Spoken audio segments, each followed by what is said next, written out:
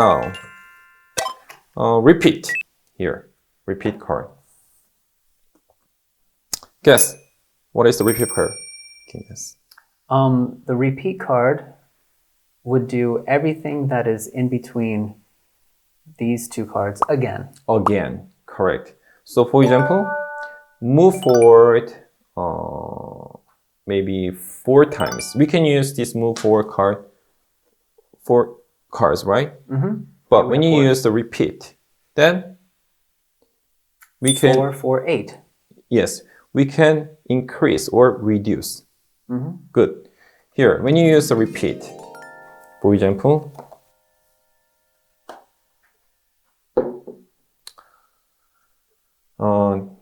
repeat start, move forward, repeat end, end. Then how many times this one is moving? 2 times. 2 times. This one moved twice, right? Mm-hmm. This one basically same as this card. Mm-hmm. So this one's 2. But when you use this repeat, then it's gonna be 4. correct. So depends on the situation, you can increase the number or reduce. Mm-hmm. So let's try to use without repeat card. Counting start. Move forward, counting end. And then move forward. Oh, you remember? It's still at 14 Yes, centimeters. right.